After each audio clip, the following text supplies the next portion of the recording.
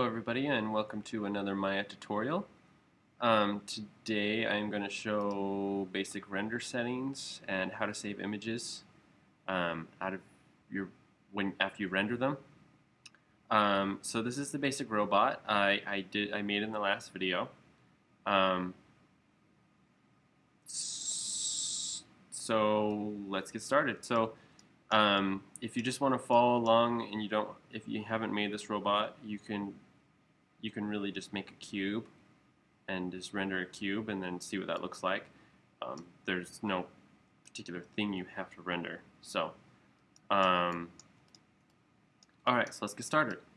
So up here, you've got this is your render settings, and this is your make a new render button, and then this is your render window button. So I'm going to open up my render settings, and right now it's set on Maya software, and that's what it is by default. Okay. And then the default size is 640 by 480, which I usually like to do 720.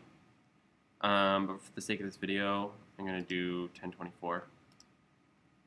And then I'm going to come over here to the Maya software tab. I'll wait and do that. I'll show you first what it looks like so you can see the difference. Okay, so as you see, you've got these. It looks pretty bad. You've got these jaggies going on here. The objects look flat and plain, and basically looks like what it looks like here. Doesn't look very good. So I'm going to save this image, and I'm not saving this image on my hard drive. I'm just keeping it so I can refer back to it later. Okay, so close that.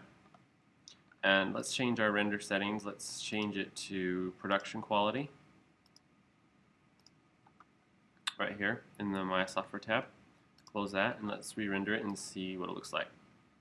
As you can see, it looks much nicer.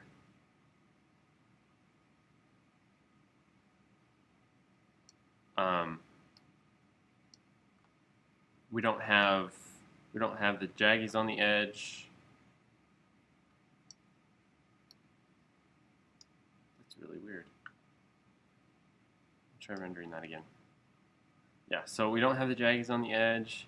The objects still look kind of flat, but the textures look slightly better. So this is a pretty good start, but I want to show you how it can look even better. So I'm going to go back to my render settings, and I'm going to change it to mental ray. If this item is not in your menu, you need to go to Window, Settings and Preferences, Plugin Manager.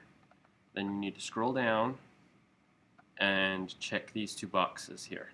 For some reason, Maya will randomly turn off your Mental Ray plugin. It's some bizarre bug that Maya has, and they've had it for the past couple of versions as far as I know. I've had to deal with it in Maya 2012 and 2013.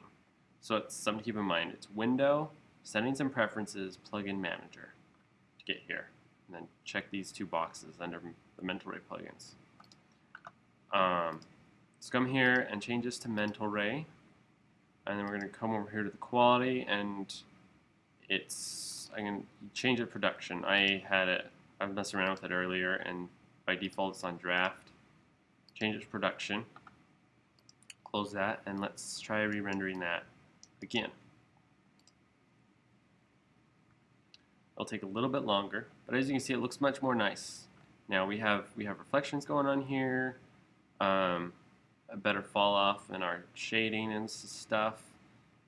We need to get nice little highlights on these round ball objects, a little tighter, much cleaner.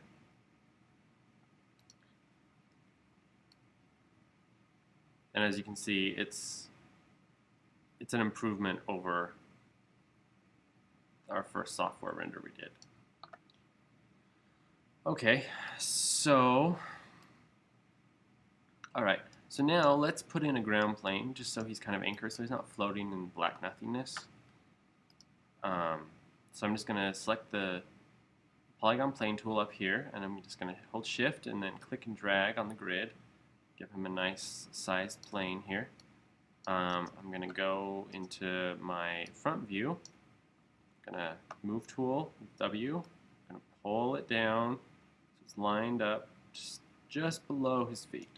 Just a hair below his feet. Come back here.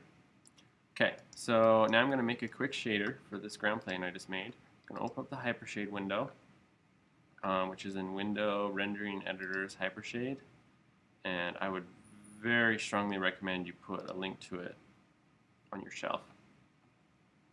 And we're going to make a Phong shader. Middle click and drag it and drop it on the object. You can also click on the object, right click on the texture, and assign material to selection. Either way works. Then I'm going to select the Phong, come over here, and I'm going to change it to black. I'm going to come down here and change reflectivity, I don't know, 3-ish, 0.3. And close this, and I'm going to re-render this and see what it looks like. Zoom in a little bit. And as you can see, now we're starting to get a nice reflection in the floor, and it kind of anchors him so it looks like he's standing on something. And so we're getting there. This looks a lot better than what we started as. You know, it looks better than this, and this looks better than that. You know, because now he's standing on something instead of floating. And I'm just going to add in a simple spotlight, and then you'll have that's pretty much the basics for what you'll need for rendering images. So I'm going to create a light spotlight.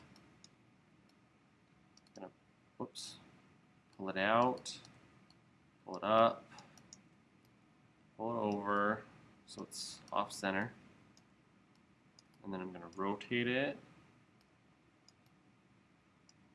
Rotate it down, about like that. Maybe pull it back a little bit more. And if I want to know, if I want to kind of see where my light's going, I can come up here and I can turn on my lights. And as you can see, I'm missing the feet. I've got the rest of him pretty well lit, but I'm missing his feet. So I'm just going to up the cone angle a little bit so it catches his feet. And I'm going to change the penumbra angle. Turn that up. So now if we zoom in on him and we take another shot, this looks a lot better. We're getting nice fall off shadows like on his arms and stuff. We get nice highlights on these round objects. It looks better than the default light.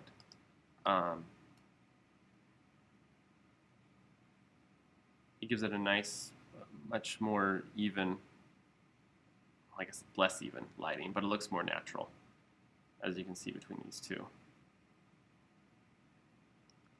So that's the basics, the basic settings and things you'll need to set up a simple scene and a light.